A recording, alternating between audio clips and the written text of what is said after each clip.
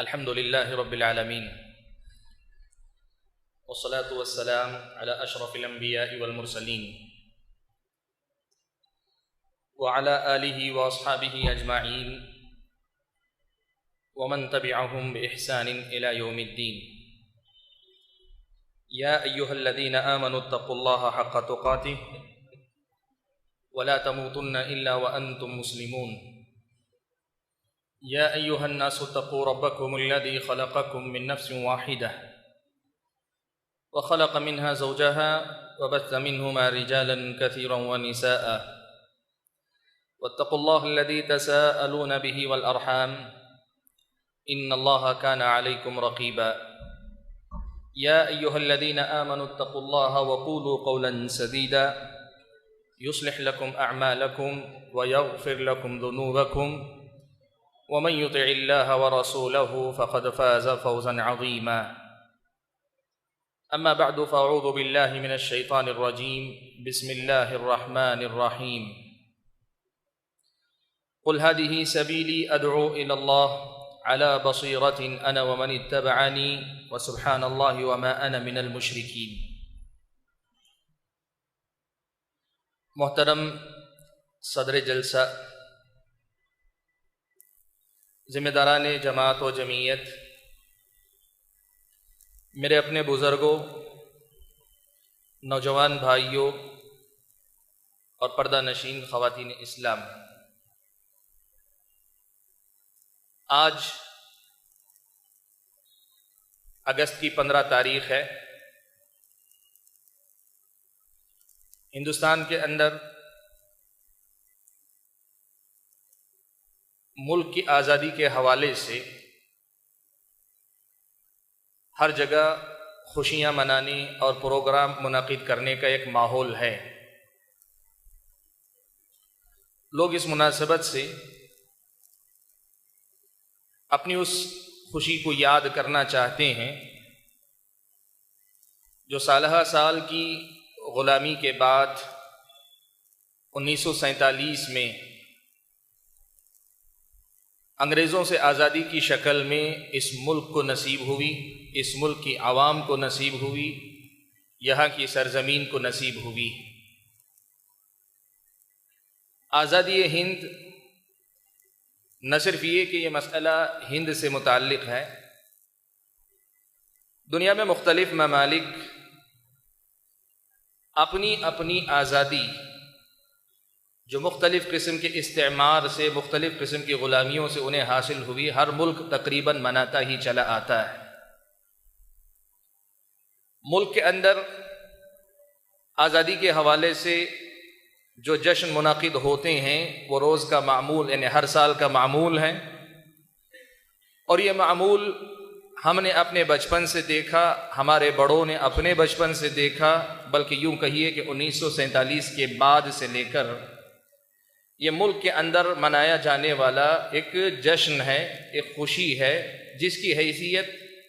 اپنی زندگی کے ایک بڑے ہی اہم واقعے پر خوشی محسوس کرنے کی ہے۔ بھائیو، ملک کی آزادی کو تقریباً 70 سال گزر چکے ہیں۔ آج پورے ملک پر 70واں جشن آزادی کا جو ماحول ہے اس کا اثر ہم لوگ دیکھ رہے ہیں۔ ہونا تو یہ چاہیے تھا کہ ملک کے جو ذمہ دار لوگ ہیں وہ جب کبھی آزادی کا تذکرہ کریں، جب کبھی آزادی کی راہ میں دی جانے والی قربانیوں کا تذکرہ کریں تو اس ملک کے لیے دی جانے والی قربانیوں میں سے ہر چھوٹی بڑی قربانی کا پورے انصاف کے ساتھ تذکرہ کریں۔ تذکرہ کرنے والا کسی بھی قوم سے متعلق ہے، بات اگر ملک کی آزادی کی ہے تب پھر ان تمام کا تذکرہ ہونا چاہیے جنہوں نے اس ملک کو انگریزوں کی غلامی سے آزاد کروانے کے لیے قربانیاں دیں، اور جن سب کی قربانیوں کے بعد اللہ تعالیٰ کے فضل و کرم کے بعد ان کی قربانیوں کے ذریعے اس ملک کو آزادی نصیب ہوئی۔ لیکن برا ہو تعصب کا، برا ہو تنگ نظری کا، اور بسا اوقات برا ہو لا علمی اور جہالت کا بھی کہ اکثر لوگ جب تذکرہ کرتے ہیں تو صرف اپنوں کا تذکرہ کرتے ہیں، یا پھر یوں کہیے کہ آزادی کی قربانی کا تذکرہ نہ صرف یہ کہ تذکرہ رہ گیا ہے، ان قربانیوں کا ذکر کر کے موجودہ دور میں اپنا حق حاصل کرنے اور حق جتانے کا ایک ذریعہ ہم نے اس کو بنایا ہوا ہے۔ قربانیاں سب نے دی، ملک کو آزادی ملی تو اس آزادی میں اور آزادی کے بعد ملک کی تمام چیزوں پر سب کا حق ہونا چاہیے، سب کا برابر کا حق ہونا چاہیے۔ لیکن صورتحال میرے اور آپ کے سامنے کچھ ایسی ہے کہ اس وقت مختلف طبقات جب ملک کے آزادی کا تذکرہ کرتے ہیں تو ان کے سامنے خاص مقصد ہوتا ہے کہ ہم اپنے متعلق لوگوں کی قربانیوں کا ہی تذکرہ کریں گے تاکہ ہمارا دعویٰ اس ملک پر مضبوط ہو، اس ملک کی جو اشیاء ہیں، جو چیزیں ہیں، ان پر ہمارا ہی دعویٰ سب سے زیادہ مضبوط نظر آئے۔ بھائیو، اسی کا نتیجہ ہے کہ جنگ آزادی میں دی جانے والی قربانیوں کا تذکرہ کرنے کی جب بات آتی ہے تو یہ صورتحال دیکھنے میں آتی ہے کہ اب ہر گروہ کو، ہر طبقے کو اپنے اپنے لوگوں کا خاص تذکرہ کرنے پہ مجبور ہونا پڑتا ہے۔ ہمارا اپنا ماننا یہ ہے کہ اس ملک کو اگر آزادی نصیب ہوئی تھی تو اس میں یہاں کی اکثریت غیر مسلم یعنی ہندو جو طبقہ ہے ان کا بھی حصہ تھا، اور یہاں کی جو اقلیتیں تھیں اور اقلیتوں میں سب سے بڑی اکثریت کہیے مسلمان، ان کا بھی حصہ تھا۔ یہاں ملک کے سیاست دانوں کا بھی حصہ تھا، یہاں ملک کے علماء کے طبقے کا بھی حصہ تھا، سب کا حصہ اس کے اندر تھا۔ جس کی پہنچ جہاں تھی، جس کو جیسا میدان ملا، جس کو جیسی استطاعت نصیب ہوئی، اس نے اپنی اپنی جگہ قربانی دی۔ سب کی قربانیوں سے یہ ملک آزاد ہوا ہے۔ ہم یہی مانتے ہیں کہ اس ملک کی آزادی میں سب کا حصہ ہے۔ وہ تمام طبقات جو علی الاعلان میدان جنگ میں اترے، اور وہ تمام طبقات جنہوں نے اپنی استطاعت بھر میدان میں شریک ہونے والوں کا اخلاقی تعاون کم از کم کیا، وہ سب کے سب اس آزادی کے اندر حصے دار ہیں، ان کا اپنا حصہ ہے۔ لیکن جب بات اس ملک کی اکثریت کے مقابلے میں اقلیت کی آتی ہے تو ہمیں یہ بتانا پڑتا ہے کہ اس ملک کے اندر مسلمانوں نے جو قربانیاں آزادی کے سلسلے میں دی ہیں، ان قربانیوں کو کما حقہ دنیا والوں نے اجاگر نہیں کیا، یا علی الاعلان آج تک اسے تسلیم کرنے میں بخیلی سے کام لیتے ہیں۔ اس ملک کے مسلمان نے اس ملک کو آزاد کرنے کے لیے جو قربانیاں دی ہیں، اگر کوئی جاننا چاہتا ہے تو صرف یہی چیزیں دیکھ لے کہ انگریز بحیثیت تاجر اس ملک میں داخل ہوا، اور اس ملک میں داخل ہونے کے بعد رفتہ رفتہ ملک کے ایک ایک علاقے پہ جس وقت قبضہ کر رہا تھا، تاریخ اس پر گواہ ہے کہ 1799 میں پلاسی کی جو جنگ لڑی گئی، اس جنگ میں نواب سراج الدولہ بنگال کے نواب ایک مسلمان نواب تھے۔ سب سے پہلے تاریخ میں انگریزوں کے خلاف باقاعدہ لڑنے والے جو لوگ رہے ہیں، ان میں نواب سراج الدولہ کا نام آتا ہے، جو ایک مسلمان نواب ہے، ایک مسلمان نواب جس نے انگریز کی بالادستی کو قبول نہیں کیا، جس نے علی الاعلان یہ کہا کہ ہمیں ان کی غلامی پسند نہیں، ہم اس ملک کو آزاد رکھیں گے، ہم ان کی غلامی تسلیم نہیں کریں گے۔ بات اگر تاریخ کے ذکر کرنے ہی کی ہے تو سلطنت خداداد یعنی سلطنت میسور کے جو حکمران نواب حیدر علی یا ٹیپو سلطان کی جب ہم بات کریں گے، دنیا جانتی ہے انگریز حکمرانوں نے جب تک ٹیپو سلطان باحیات رہا، جب تک ٹیپو سلطان اس زمین پہ سانس لیتا رہا، انگریز اس ملک کے اکثر حصے پہ قبضہ کرنے کے باوجود بھی یہی سمجھتے رہے کہ ہمارا قبضہ ابھی مکمل نہیں ہوا۔ آپ ٹیپو سلطان کی زندگی پڑھ کے دیکھیں، جس وقت ٹیپو سلطان کے ساتھ بے وفائی ہوئی، میسور کی اس مشہور جنگ کے اندر ٹیپو سلطان کو جب مار دیا گیا، شہید کر دیا گیا، قتل کر دیا گیا میدان جنگ کے اندر، تو اس وقت انگریز جو جرنیل تھا اس نے ٹیپو سلطان کی ناش پہ کھڑے ہو کر یہ کہا تھا، آج سے یہ ملک ہندوستان ہمارا ہے، آج سے یہ ملک ہندوستان ہمارا ہے۔ اس جملے کا سیدھا سا مطلب یہ تھا کہ آج سے پہلے یہ ملک ہمارا نہیں تھا، گرچہ اس ملک کے اکثر حصے پہ ہم نے قبضہ کیا ہوا تھا۔ بھائیو، بات اگر دیکھی جائے مسلمانوں کی اس ملک کو آزاد رکھنے یا آزاد کرنے سے متعلق کوششوں کی، تاریخ بڑی طویل ہے۔ اور جن لوگوں نے انصاف کے تقاضوں کو ملحوظ رکھ کر لکھا ہے وہ اس حقیقت کو اچھی طرح جانتے ہیں۔ اس ملک کی تاریخ آزادی کی اگر ہم دیکھیں، اگر 1900 سے پہلے کی تاریخ دیکھیں، 19ویں صدی کی 1800 سے لے کر 1900 کے درمیان کی تاریخ آپ دیکھیں، یہ پوری کی پوری تاریخ تقریباً مسلمانوں ہی کی تاریخ نظر آتی ہے۔ میں واقعات کی طرف الگ الگ اشارہ کرنے کے لیے اپنے پاس وقت نہیں پاتا، لیکن میں صرف ایک آپ کے سامنے خلاصہ رکھ رہا ہوں۔ آپ دیکھ لیں، آزادی کی جنگ میں اگر ہم بات کریں کہ انگریز جس وقت غالب آ رہا تھا، انگریز کو غالب آنے سے روکنا، اس ملک پر اس کے غلبے کی راہ میں رکاوٹ پیدا کرنا، یہ اگر اس ملک کو آزاد رکھنے کی کوشش تھی، اور پھر انگریز کا غلبہ 1857 میں مکمل ہونے کے بعد اس کے خلاف آزادی حاصل کرنے کے لیے کوشش کی بات تھی۔ آپ دیکھ لینا 1900 کی صدی عیسوی شروع ہونے سے پہلے کی تاریخ، اکثر حصہ اس میں مسلمانوں کا نظر آئے گا۔ ہاں، 1900 کے بعد کا جو حصہ ہے، 19ویں ہجری یعنی 19ویں عیسوی کے بعد 20ویں سے 20ویں جب شروع ہوئی، اس وقت کی اگر آپ تاریخ کی بات کریں گے تو یہ مشترکہ تاریخ نظر آتی ہے۔ اس میں مسلمانوں کا بھی حصہ ہے، غیر مسلموں کا بھی حصہ ہے۔ آپ یہ تاریخ کی بہت بڑی سچائی اپنے ذہن میں رکھیں۔ بھائیو، مسلمانوں کی اگر تاریخ کی ہم بات کریں،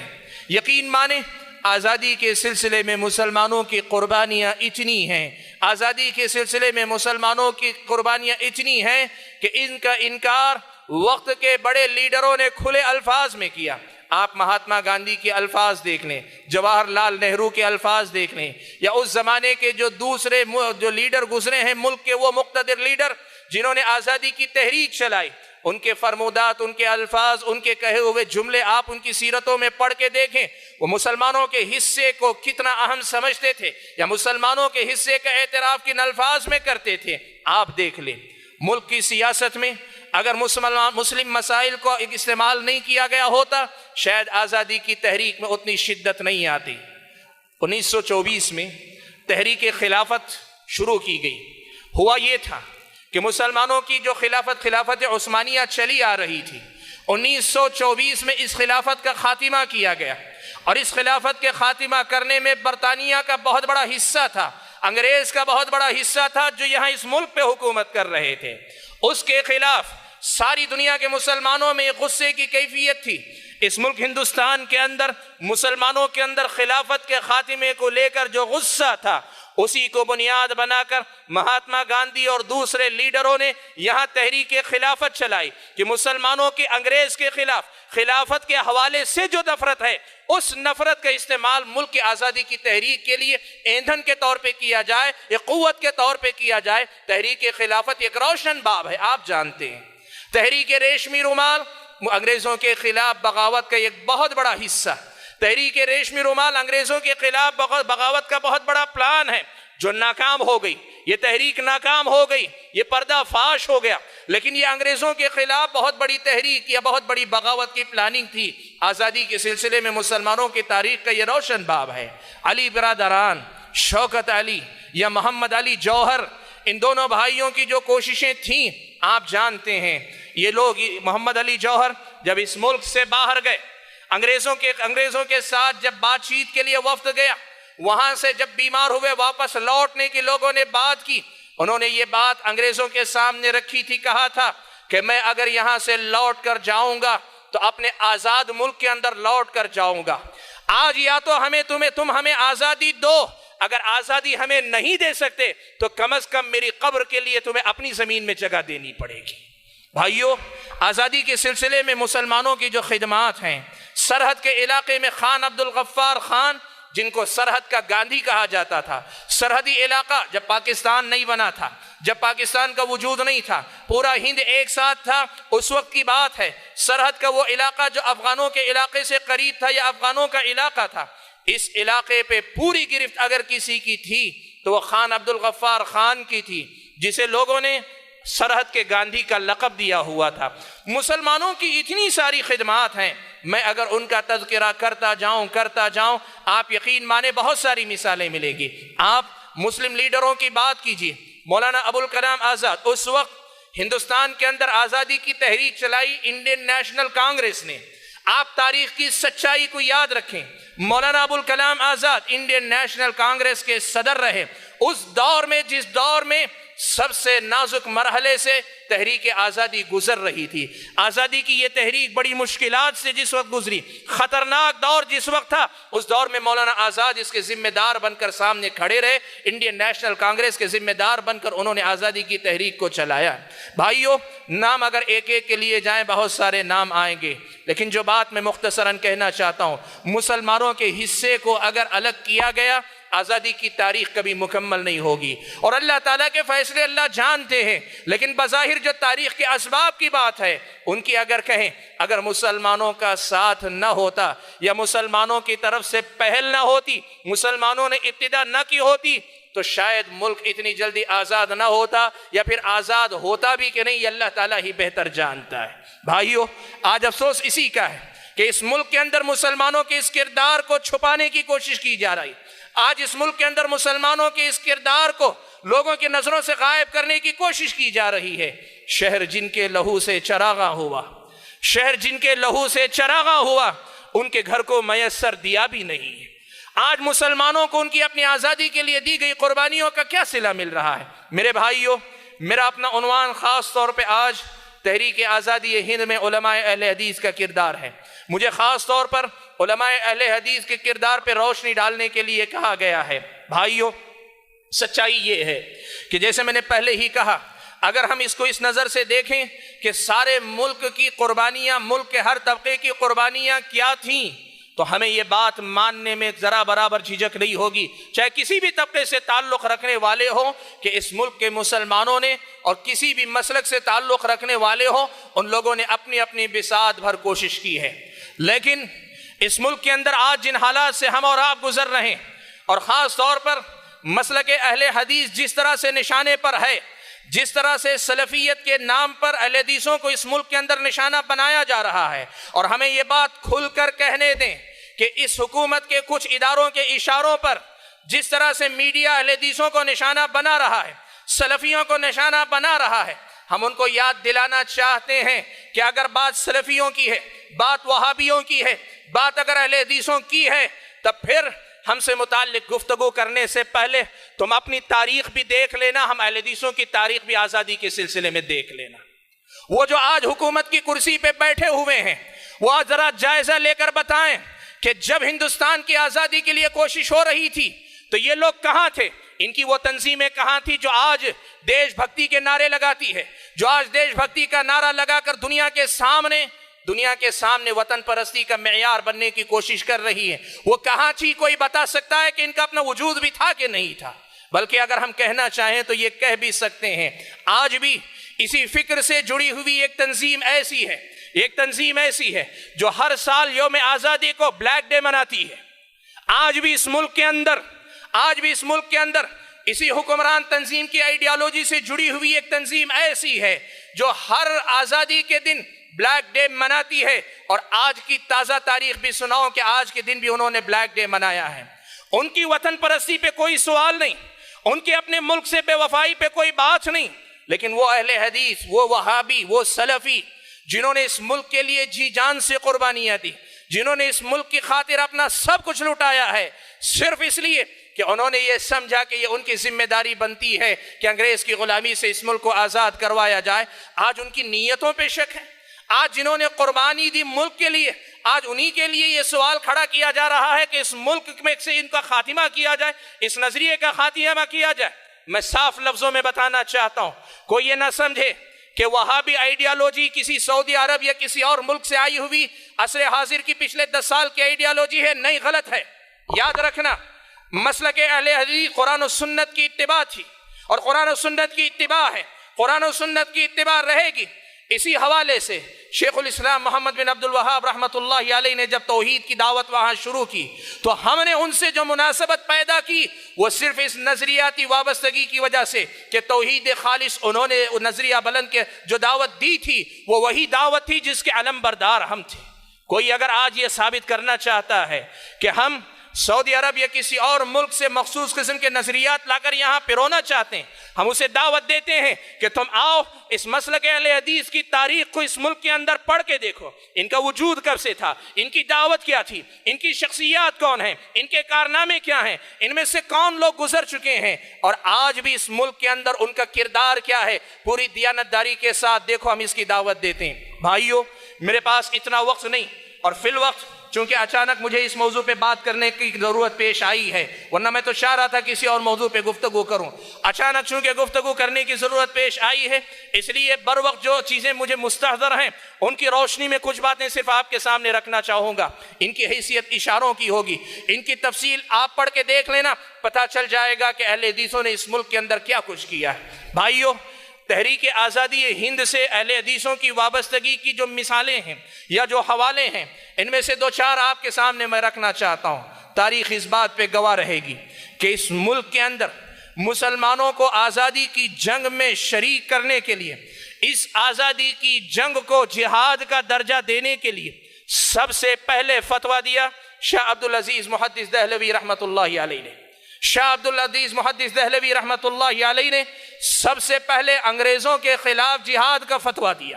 اس ملک کی مسلم آبادی کو انگریز کے خلاف لڑنے کے لیے آمادہ کرنے کے لیے جو شرعی فتویٰ ہوتا ہے، یہ فتویٰ سب سے پہلے شاہ عبدالعزیز محدث دہلوی رحمۃ اللہ علیہ نے دیا،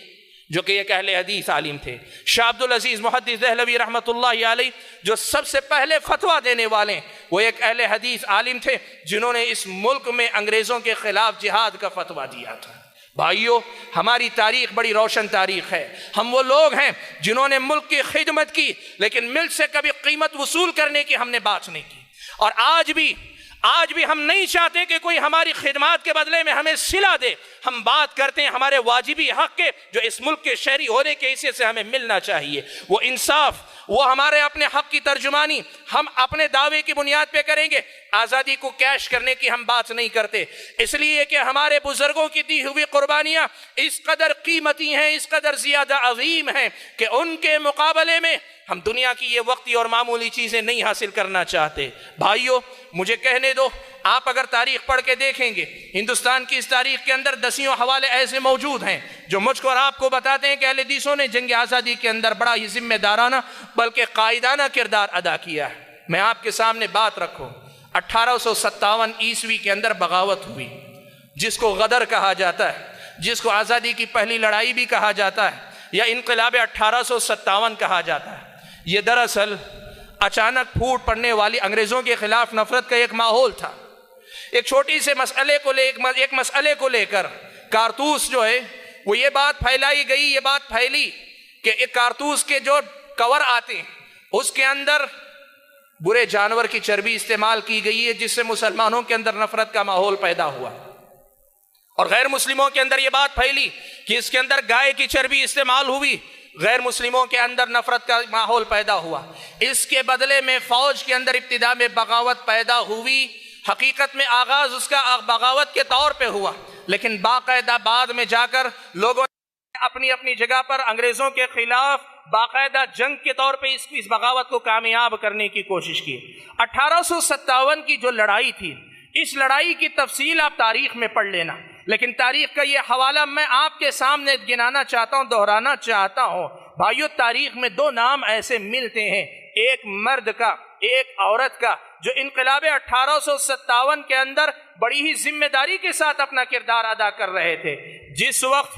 وقت یہ بغاوت سے آگے نکل کر باقاعدہ جنگ کی شکل اختیار کر رہی تھی، اس وقت کا حکمران پیچھے ہٹنے پر مجبور ہوا یا اس کو غائب کر دیا گیا۔ ضرورت اس بات کی پڑی کہ اس کی قیادت کی جائے، تو یہ ایک خاتون بیگم زینت محل آگے بڑھ کر آئی، اور اس نے جو فوجی تھے ان کو مختلف قسم کی ہدایتیں جاری کرنے کی کوشش کی۔ مورخین نے لکھا ہے کہ زینت محل ایک صحیح العقیدہ خاتون، یعنی مسلک اہل حدیث سے قربت رکھنے والی ایک خاتون تھی۔ جنرل بخت خان، انقلاب 1857 کی قیادت کرنے والا سب سے بڑا جرنیل جنرل بخت خان، انقلاب 1857 کو جو بغاوت تھی، بغاوت کو باقاعدہ ایک جنگ کی شکل دینے میں جس نے مرکزی کردار ادا کیا، جنرل بخت خان اپنے عقائد اور نظریات کے اعتبار سے مسلک اہل حدیث سے تعلق رکھنے والا انسان تھا۔ بھائیو، سن 1857 سے لے کر وہ جب دنیا میں لوگ جانتے نہیں تھے آزادی کا مفہوم، اس وقت سے لے کر ہم لوگوں نے باقاعدہ اس ملک کی آزادی کے لیے قربانیاں دی ہے۔ میں بات کروں انقلاب 1857 ہی کی نہیں، اس سے آگے بڑھ کر آپ کے سامنے میں ذکر کرنا چاہوں گا تحریک شہیدین کا۔ تحریک شہیدین کیا ہے؟ تاریخ آپ پڑھ لو، آپ کو پتہ چلے گا۔ سرحدی علاقوں میں سکھ مسلمانوں پہ ظلم اور زبردستی کر رہے تھے۔ اس موقع پر ان علاقوں میں مسلمانوں کو ان کے سکھوں کے ظلم اور زبردستی سے آزاد کروانے اور وہاں ایک مسلم حکومت کے قائم کرنے کے لیے ایک تحریک قائم ہوئی، جسے تحریک شہیدین کا نام بعد میں دیا گیا۔ سید احمد بریلوی، جن کو سید احمد شہید کہا جاتا ہے، شاہ اسماعیل، جن کو شاہ اسماعیل شہید کہا جاتا ہے، ان دونوں کی طرف منسوب کر کے تحریک شہیدین کہا جاتا ہے۔ ان دونوں نے یہ جو تحریک بپا کی تھی، اس تحریک کی ابتدا ہوئی تو مسلمانوں کی مدد کے لیے اور سکھوں کے ظلم سے مسلمانوں کو نجات دلانے کے لیے ہوئی۔ لیکن تاریخ آپ پڑھ کر دیکھنا، بالا کوٹ کے میدان پہ جب یہ دونوں کے دونوں قائد شہید کر دیے گئے، دونوں کے دونوں قائد شہید کر دیے گئے، اس کے بعد دو بڑی تبدیلیاں اس تنظیم، اس تحریک کے اندر وجود میں آئیں۔ سب سے پہلی تبدیلی یہ آئی کہ سید احمد شہید جو اس کے حقیقی کمانڈر تھے پہلے نمبر پہ، وہ مسلک کے اعتبار سے حنفی تھے۔ شاہ اسماعیل مسلک کے اعتبار سے اہل حدیث تھے۔ ان کے بالا کوٹ کے میدان میں شہید ہونے سے پہلے تک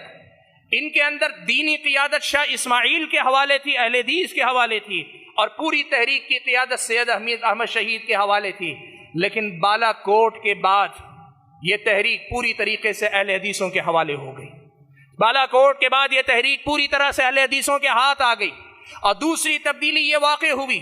کہ وہ تحریک جو مسلمانوں کی مدد کے لیے اور اس سرحدی علاقے میں ایک اسلامی حکومت قائم کرنے اور سکھوں کے ظلم و ستم سے نجات دلانے کے لیے قائم ہوئی تھی، یہ تحریک پوری طرح سے انگریزوں کی مخالفت کو اپنا ایجنڈا بنا لیتی ہے اور پوری طرح سے انگریز مخالف تحریک بن جاتی ہے۔ اب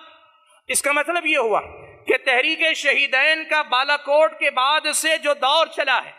پورا کا پورا اہل حدیثوں کا کردار ہے اور پورا کا پورا انگریز مخالف کردار ہے۔ انگریزوں کے خلاف اہل حدیثوں نے باقاعدہ کام کیا۔ یہ تحریک انڈر گراؤنڈ ہو گئی، یہ تحریک چھپ گئی انڈر گراؤنڈ ہو کر۔ انہوں نے انگریزوں کے خلاف کیا کچھ نہیں کیا۔ صرف اس سے اندازہ لگاؤ کہ 5 بڑے مقدمات اس تحریک سے جڑے ہوئے لوگوں پر قائم ہوئے، 5 بڑے مقدمات، اور اسی تحریک سے جڑے ہوئے لوگوں میں سے بڑی تعداد کو بھیجا گیا کالا پانی کی سزا پر۔ کالا پانی کیا ہے؟ ہندوستان کے جو جزیرے تھے، رنگون وغیرہ کا جو قید خانہ تھا، ان قید خانوں میں ان کو ڈال دیا جاتا۔ وہاں نہ آبادی تھی نہ کچھ، صرف قید خانہ تھا، دریائے کالا پانی کہا جاتا تھا۔ مطلب یہ کہ جو ہے اس کو اس ملک سے نکال کر قیدی بنا دیا جائے۔ یہ پوری کی پوری تحریک اگر آپ پڑھ کر دیکھیں گے آپ کو پتہ چلے گا کہ یہ صرف اور صرف، یا یوں کہیے کہ علی الاقل اغلبیت اہل حدیثوں کی۔ بعض اہل علم نے یہ تحقیق نقل کی ہے کہ جعفر تھانیسری رحمۃ اللہ علیہ خود ایک اہل حدیث عالم تھے، خود ایک اہل حدیث تھے، اور انہوں نے باقاعدہ کتاب لکھی کالا پانی کے نام پہ۔ ان کی اپنی کالا پانی کے نام پہ لکھی ہوئی کتاب آپ پڑھ کر دیکھ لیں، آپ کو تذکرے ملیں گے۔ بعض محققین نے ایک بات لکھی ہے کہ عام طور پر کالا پانی کی سزا پانے والے مسلمانوں کا جب تذکرہ کیا جاتا ہے تو مسلمان کہہ کر بات چھوڑ دی جاتی ہے، لیکن اگر باریکی سے دیکھا جائے تو سوائے چند ناموں کے جن میں فضل حق خیر آبادی کا نام آتا ہے، ایسے 1-2 نام کے علاوہ تقریباً جتنے لوگ کالا پانی کی سزا پائے سب کے سب اہل حدیث تھے، سب کے سب اہل حدیث تھے۔ بھائیو، تحریک شہیدین نے انڈر گراؤنڈ ہو کر جو کام کیا ہے، تاریخ میں ایسی کسی خفیہ کارکردگی کی مثال ملنی مشکل ہے۔ اسی تنظیم کا، تحریک شہیدین سے جڑے ہوئے کارکن کا یہ غیر معمولی واقعہ یہ ہے کہ انگریزوں کے خلاف جو بغاوت کا ماحول تھا، اس کے لیے پیغام رسانی کا جو کام ہوتا تھا، لوگ قاصد بن کر جاتے۔ ایک مرتبہ یہ واقعہ پیش آیا، تاریخ میں شاید ایسی انوکھی مثال بھی مل پائے آپ کو۔ ایک مرتبہ ایک کارکن تحریک شہیدین کا جو اہل حدیث تھا، اس نے پیغام رسانی کی ذمہ داری لی، دوسرے قائد تک پیغام پہنچانا تھا۔ جب وہ پیغام لے کر اپنی جگہ سے نکلا، انگریزوں کو خبر مل گئی کہ ایک پیغام رسانی کے لیے ایک آدمی نکلا ہوا ہے، ایک قاصد اس کو گرفتار کرنے کی تیاری وہ کرنے لگے۔ ادھر قاصد کو بھی پتہ چل گیا کہ میری خبر انگریزوں کو لگ چکی ہے، اب مجھے بچنا ضروری ہے۔ اس نے اپنی شناخت بدلنے کے لیے، اپنے آپ کو پہچان لیے جانے سے بچانے کے لیے جو کام کیا، تاریخ گواہ ہے اس سچائی کی کہ اس نے یہ کام کیا، خود اپنے خنجر سے اپنی ایک آنکھ باہر نکال دی، اپنے آپ کو ایک آنکھ سے اندھا کر لیا تاکہ لوگ یہ پہچان نہ سکیں کہ یہ وہی قاصد ہے، اس لیے کہ اس قاصد کی جو نشانی بتائی گئی، اس قاصد کی نشانی وہ صحیح آنکھوں والا تھا۔ یہ ایک ایسا قاصد ہے جو ایک آنکھ سے اندھا ہے، یہ ایک آنکھ اس کی ضائع ہو چکی ہے، انگریز اس کو چھوڑ دے، اس مقصد سے اس نے صرف یہ کہ پیغام ذمہ داروں تک صحیح طریقے سے پہنچ جائے۔ بھائیوں، ملک کی آزادی کے لیے ایسی قربانیاں کسی اور قوم کے پاس یا کسی اور فرد کے پاس کہاں آپ کو اور مجھ کو ملیں گی۔ میں یہ بات آپ کے سامنے کہنا چاہوں گا کہ تحریک شہیدین سے جڑے ہوئے ہی ایک بڑا خاندان ایسا ہے جس کو ہم خاندان صادق پور کہتے ہیں۔ خاندان صادق پور پٹنہ کے علاقے میں ایک خاندان تھا، یہ تحریک شہیدین کا وارث ہوا۔ خاندان بالاکوٹ کے بعد اسی خاندان نے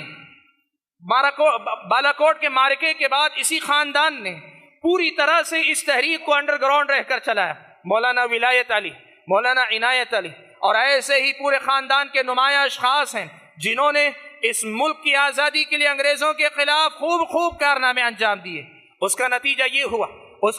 یہ ہوا کہ انگریزوں نے عین عید کے موقع پر،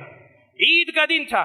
عین عید کے دن یہ صورتحال دیکھنے میں آئی کہ انگریز فوج بلڈوزر لے کر آئی اور خاندان صادق پور جس جگہ بستا تھا پورے کے پورے محلے پہ انہوں نے بلڈوزر چلا دیا، بغاوت کے جرم میں، ملک سے یا پھر انگریزوں سے غداری کے جرم میں پورے کے پورے لوگوں کو بے گھر کر دیا، ان کے پورے محلے پر پوری طریقے سے بلڈوزر چلا دیا، اور اس کا نتیجہ یہ ہوا کہ پورا کا پورا خاندان بے گھر ہو کر رہ گیا۔ بھائیوں، میں آپ کے سامنے بتاؤں، اس ملک کے پہلے وزیر اعظم جواہر لال نہرو نے اس خاندان صادق پور کے بارے میں، اور یاد رکھنا خاندان صادق پور خالص اہل حدیث گھرانہ ہے، خالص اہل حدیث خاندان ہے۔ ایک اکیلا خاندان ہمارا کیسا ہے آپ ذرا دیکھنا۔ جواہر لال نہرو نے یہ بیان آفیشیل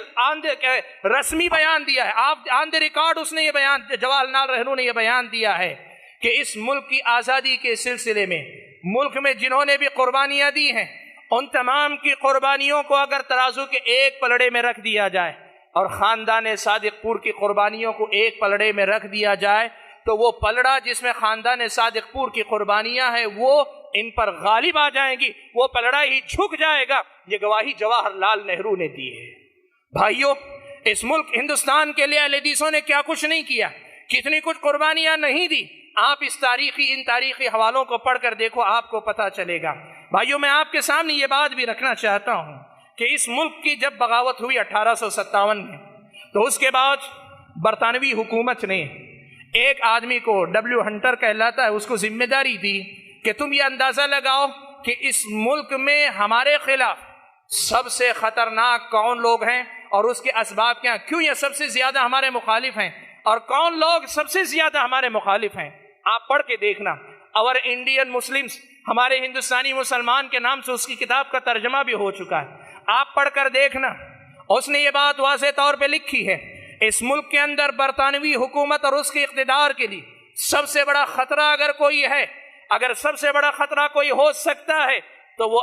اس ملک کے وہابی ہیں، اس کے الفاظ ہیں وہابی ہیں۔ اور یہ بات یاد رکھنا، وہابیوں کی اس نے یہ نشانی بھی لکھی ہے کہ یہ وہ لوگ ہیں جو آدھی پنڈلی یا ٹخنے سے اوپر اپنا پائجامہ یا اپنا کپڑا رکھتے ہیں اور نمازوں میں آمین بلند آواز سے کہا کرتے ہیں۔ محققین نے لکھا ہے کہ ہنٹر نے جن لوگوں کو وہابی لکھا ہے اس میں اہل حدیث اور دیوبندی مکتب فکر دونوں کے لوگ دونوں شامل ہیں، لیکن دونوں کے دونوں شامل ہوں گے تب بھی اس حقیقت سے انکار نہیں کیا جا سکتا کہ اس میں اہل حدیثوں کا کردار سب سے نمایاں، سب سے آگے رہا ہے۔ بھائیوں، یہ وہ لوگ ہیں جو برطانوی حکومت کی کہنے پر خود اپنی طرف سے تیار کیے ہوئے اپنے تاریخی حوالوں سے بات کر رہے ہیں۔ میں آپ کے سامنے، جیسے میں نے پہلے ہی کہا، اگر بہت ساری تفصیلات رکھنا چاہتا تو بہت ساری باتیں ہو سکتی تھی، لیکن مجھے یہ بات کہنے دیجیے، ہمیں یہ ساری باتیں اس لیے دہرانے کی ضرورت پیش آ رہی ہے کہ آج ہم اہل حدیثوں کے اس ملک میں کردار یا وجود، یا اس اہل حدیثوں کے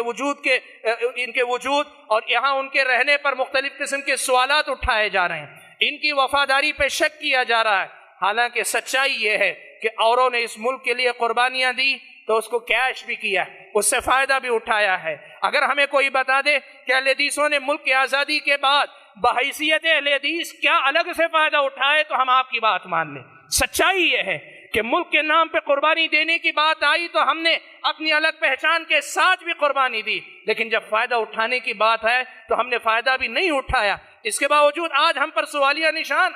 میں آپ کے سامنے نقل کرنا چاہوں گا، ایک ہندو مصنف ہے پی سی جوشی۔ پی سی جوشی ایک ہندو مصنف ہے، اس نے کتاب لکھی انقلاب 1857۔ اس کی اپنی لکھی ہوئی کتاب ہے 1857 کی بغاوت سے متعلق اس نے بات لکھی۔ اس کتاب کے اندر اس نے اسی ملک کے یہ غیر مسلم مورخ ڈاکٹر تارا چند کی ایک عبارت نقل کی۔ مجھے یہ بات کہنے دیں اور مجھے آپ بھائیوں سے بھی کہنا ہے، افسوس اس کا ہے کہ ہم اہل حدیثوں کا ہمیشہ سے یہ المیہ رہا ہے کہ ہم اپنے اسلاف کے کارناموں کو نہیں جانتے۔ اوروں کا یہ معاملہ ہے کہ وہ رائی کا پہاڑ بنا کر پیش کرتے ہیں، ایک ایک مسئلے کو لے کر پوری کتابیں، دسیوں کتابیں لکھ جاتے ہیں۔ اتنی روشن تاریخ رکھنے والے ہم اہل حدیثوں کے ساتھ یہ المیہ ہے کہ ہم اپنے اسلاف کے کارناموں کو لکھنے کے سلسلے میں بھی بڑے کوتاہ واقع ہوئے۔ میں آپ حضرات کو دعوت دینا چاہوں گا، اپنے اسلاف کے کارناموں کو زندہ رکھو، ان کو مدون کر لو، ورنہ وہ دن دور نہیں کہ ایک دو نسلیں اور گزر جائیں گی، کل پھر آپ کے بارے میں لوگ یہ کہیں گے کہ یہ آپ باہر سے آ کر بسے ہوئے کوئی اور لوگ ہیں، جیسے آج لوگ کہہ رہے ہیں یہ سعودی عرب سے آئی ہوئی آئیڈیالوجی رکھنے والے لوگ ہیں۔ بھائیو، ہم اس ملک کے لوگ ہیں، ہم اس ملک کے حصے دار ہیں، ہم اپنی نظریاتی بنیادیں بھی بڑی قدیم رکھتے ہیں۔ اپنی بنیادوں کو، مضبوط بنیادوں کو یاد رکھو اور ان کو محفوظ رکھنے کی کوشش کرو۔ اپنی تاریخ، اپنے علاقوں میں آزادی کے سلسلے میں جنہوں نے کارنامے انجام دیے، آج بھی اللہ کا فضل و کرم ہے، جن کے آبا و اجداد نے قربانیاں دی، ان کی اپنی اولاد موجود ہے، وہ اپنے آبا و اجداد کی تاریخ کو اپنی جگہ محفوظ کرنے کی کوشش کریں۔ تاریخ کی ایک بہت بڑی سچائی، اہل حدیثوں کا جو کردار ہے اسے کما حق ہو آج بھی نہیں لکھا گیا۔ میں بات کر رہا تھا کہ تارا چند نے لکھا ہے کتاب بھی غیر کی، غیر اہل حدیث تو دور کی بات، غیر مسلم کی پی سی جوشی نے نقل کیا ہے، اور کہنے والا ڈاکٹر تارا چند ہے۔ اس کے یہ الفاظ تاریخ میں محفوظ ہے، اس نے لکھا ہے کہ بر صغیر میں تاریخ صرف اور صرف اہل حدیثوں کی ہے۔ وہاں بھی نہیں کہا، اس نے کہا بر صغیر میں تاریخ صرف اور صرف اہل حدیثوں کی ہے۔ یہی وہ جماعت ہے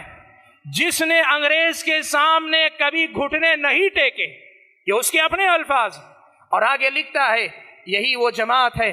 جس نے صرف اپنے بلبوتے پر آزادی کے لیے 5 لاکھ سے زیادہ لوگوں کی قربانی دی ہے۔ بھائیو، تارا چند کی یہ گواہی اپنی اس تاریخ کی سب سے روشن دلیل بن سکتی ہے۔ 5 لاکھ ایسے قربانیاں، 5 لاکھ ایسی جانیں جو اہل حدیث کی اس ملک کی آزادی کے لیے لگی ہیں، لیکن دنیا آج بھی ہماری ملک سے محبت یا ہمارے اپنے اس ملک کے لیے دی گئی قربانیوں کے سلسلے میں سوال کرتی ہے۔ تارا چند نے لکھا ہے کہ تاریخ صرف اور صرف اہل حدیثوں کی ہے، اور یہ وہ جماعت ہے جس نے انگریزوں کے سامنے کبھی گھٹنے نہیں ٹیکے، اور یہ وہ جماعت ہے جس نے 5 لاکھ سے زیادہ لوگوں کو اپنے آزادی پہ قربان کیا۔ مورخین نے نقل کیا ہے کہ بنگال کے اندر آج بھی آپ چلے جائیں، بنگال کے اندر بہت سے ایسے علاقے ہیں، پورا کا پورا ضلع صرف اہل حدیث ہے۔ ہم عام طور پہ سنتے ہیں مسلم اکثریتی صوبہ، یعنی یہاں مسلمانوں کی اکثریت ہے۔ میں آپ کو بتا رہا ہوں بنگال کے کچھ علاقے ایسے ہیں، کچھ ڈسٹرکٹ ایسے ہیں، وہاں غیر مسلم تو دور کی بات، غیر اہل حدیث کا وجود بھی نہیں۔ میں بتانا چاہوں گا مرشد آباد جو وہاں کا ضلع ہے، اس ضلع کے آپ مضافات میں چلے جائیں، گاؤں کے گاؤں آپ کو اہل حدیث ملیں گے۔ آج بھی تقریباً 70 سال آزادی کو گزر گئے، اور وہ جو قربانیاں دی گئیں اس کو تقریباً آج 100 سال کا عرصہ گزر چکا، آج بھی گاؤں کے گاؤں پورے کے پورے اہل حدیث ہیں۔ اسی بنگال کی یہ سچائی ہے کہ اس صرف بنگال کے اندر 1 لاکھ سے زیادہ، اور بعض مورخین نے لکھا ہے 2 لاکھ کے قریب اہل حدیث علماء نے پھانسی کی سزا پائی ہے انگریزوں کی طرف سے۔ 1 لاکھ کی تعداد آپ کو زیادہ نظر آئے گی، لیکن اگر آپ وہاں ان علاقوں کو جا کر دیکھیں، وہاں کی اکثریت بلکہ تقریباً 100% کا یہ بعض علاقے اہل حدیث ہیں، تو تاریخ کی یہ گواہی آپ کو نظر آئے گی کہ صرف بنگال کے اندر 1 لاکھ کے قریب اہل حدیثوں کی پھانسی کی سزا دی گئی ہے۔ بھائیوں، ہم اہل حدیثوں کی تاریخ کے حوالے بہت ہیں، ان کی تاریخ کی تفصیلات اگر ذکر کرنا چاہیں بہت ساری باتیں اور آپ کے سامنے آ سکتی ہیں، لیکن مجھے زیادہ کچھ نہیں کہنا، مختصر سی بات کو میں سمیٹ کر آپ کے سامنے رکھنا چاہتا ہوں۔ دنیا والوں کو یہ حقیقت بھی معلوم ہونی چاہیے کہ مولانا ابوالکلام آزاد افسوس اس کا ہے جس نے نازک دور میں انڈین نیشنل کانگریس کی صدارت کی ذمہ داری سنبھالی اور مہاتما گاندھی، جواہر لال نہرو یا ولبھ بھائی پٹیل، سردار ولبھ بھائی پٹیل جیسے لیڈروں کے شانہ بشانہ بلکہ بسا اوقات ان کو مشورہ دینے والے بہتر انسان کی حیثیت سے جنہوں نے کردار ادا کیا تھا، وہ ایک اہل حدیث عالم دین تھے۔ آج افسوس اس کا ہے کہ ان کا تذکرہ بھی لوگ نہیں کرتے۔ ہم دنیا والوں کو بتانا چاہتے ہیں مولانا ابوالکلام آزاد نے قربانی دینے کے بعد پھر آزادی کے بعد انہوں نے کوئی اپنا عہدہ قبول کرنا پسند نہیں کیا۔ لوگ چاہتے تھے کہ آزادی کے وقت وہ ذمہ دار رہیں، وہ انڈین نیشنل کانگریس کے صدر رہیں، بعد میں جا کر انہوں نے تمام عہدوں کا انکار کیا، صرف وزیر تعلیم کی حیثیت سے انہوں نے اپنی ذمہ داری قبول کی، اس کے علاوہ تمام ذمہ داریوں سے دستبردار ہوئے۔ مولانا ابوالکلام آزاد جو اہل حدیث تھے، ان کی اپنی قربانیوں کا بھی کما حق و تذکرہ آج دنیا کرنے سے کتراتی ہے۔ بھائیو، ہم اہل حدیثوں کی تاریخ بڑی روشن ہے۔ یہ ساری باتیں گنا کر میں کہنا کیا چاہتا ہوں، میں پیغام دینا چاہتا ہوں لوگوں کو، ان حضرات کو جو ہم اہل حدیثوں کی اس ملک سے وابستگی یا اس ملک میں وجود یا اس ملک میں بقا یا اس ملک کی باقی میں حصے داری یا اس ملک کی تمام چیزوں میں ہماری نمائندگی پہ سوال اٹھانا چاہتے ہیں، یا کسی بھی غلط وجہ سے ہم اہل حدیثوں کو نشانہ بنانا چاہتے ہیں، ہم یہ کہنا چاہیں گے ہم کوئی باہر سے آئے ہوئے کل کے لوگ نہیں کہ آج آپ گھر سے باہر بھیجنے کے بارے میں سوچنے لگو۔ یاد رکھنا ہم وہ لوگ ہیں جن کی جڑیں یہاں بہت مضبوط ہیں اور یہاں ہم ہمیشہ سے ہیں اور ہمیشہ انشاءاللہ رہیں گے، یہ اللہ تبارک و تعالیٰ کی طرف سے ہمیں پورا یقین ہے۔ بھائیو، میں کہنا چاہوں گا کہ آج جو ماحول اہل حدیثوں کے خلاف پیدا کیا جا رہا ہے، وہابیوں کے نام پر، سلفیت کے نام پر جس طرح اہل حدیثوں کو گھیرنے کی کوشش کی جا رہی ہے، داعش کے حوالے سے یہ ساری باتیں کی جا رہی ہیں، IS کے حوالے سے جوڑ کر اس ملک کے اہل حدیثوں کو نشانہ بنانے کی بات کی جا رہی ہے۔ میں یہ دعوت دوں گا اس ملک کے لوگوں کو جو میڈیا سے جڑے ہوئے لوگ ہیں یا حکومتی اداروں سے جڑے ہوئے لوگ ہیں، ان کو یہ حقیقت بتانا چاہوں گا، اس ملک کے اندر تنظیموں میں سے، حکومتی اداروں کی بات نہیں، غیر سرکاری تنظیموں اداروں میں سے دہشت گردی کے خلاف باقاعدہ سب سے پہلے اعلان جنگ کرنے والے، سب سے پہلے فتویٰ جاری کرنے والے، سب سے پہلے اس کے خلاف آواز بلند کرنے والے مرکزی جمعیت اہل حدیث ہند تھی۔ ہم سب سے پہلے دہشت گردی کی بات کریں، مرکزی جمعیت اہل حدیث کی اسٹیج سے سب سے پہلے دہشت گردی کے خلاف آواز بلند کی گئی، یہ کہا گیا کہ یہ انسانیت کے لیے خطرہ ہے، اس کے خلاف دلی کے اندر باقاعدہ کانفرنسیں کی گئیں، اور آج اہل حدیثوں ہی کو دہشت گردی سے جوڑنے کی بات کی جا رہی ہے۔ ہم یہ بات بھی بتانا چاہیں گے کہ داعش کے خلاف یا IS کے خلاف اس ملک میں پابندی بعد میں عائد ہوئی، اور داعش کے غلط اور غیر اسلامی ہونے کا فتویٰ مرکزی جمعیت اہل حدیث ہند نے اس سے پہلے دیا ہے۔ میں یہ بات کئی لوگوں کو بیک وقت بتانا چاہتا ہوں، کچھ ہمارے وہ بھائی جو اس غلط فہمی کا شکار ہیں، وہ سمجھتے ہیں کہ داعش جیسی تنظیم کی مخالفت جو لوگ کر رہے ہیں وہ اس لیے کر رہے ہیں کہ وہ حکومتوں سے ڈرتے ہیں۔ ان کو بھی یہ بات سمجھنی چاہیے، اور جو لوگ حکومتوں میں ہیں، اداروں میں ہیں، ان کو بھی یہ بات سمجھنی چاہیے، اگر حکومت کے پابندی لگانے کے بعد اگر ہم بات کیے ہوتے تو آپ کہہ سکتے شاید ڈر کر یہ بات کہہ رہے ہیں، لیکن تاریخ کی یہ سچائی یاد رکھنا، 16 فروری 2015 کو 16 فروری 2015 کو مرکزی جمعیت اہل حدیث ہند نے جمعیت کے بڑے علماء اور مفتیوں کی طرف سے داعش کے غیر اسلامی ہونے کا فتویٰ جاری کیا تھا، اور اس کے بعد پورے 10 سے 15 دن کے بعد اس ملک کے اندر IS پر پابندی لگی ہے۔ بات سمجھنے کی ہے،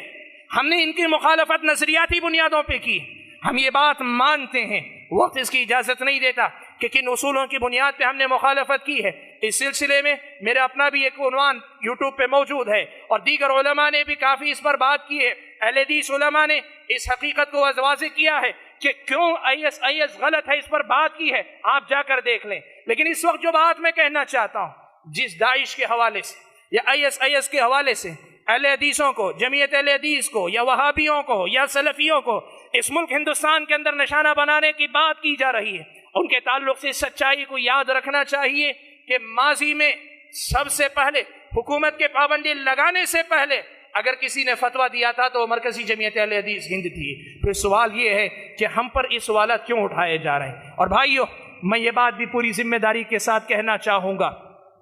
کہ بات کسی حکومت کی نہیں ہے، بات کسی ادارے کی نہیں ہے. اگر ISIS جیسی تنظیم کو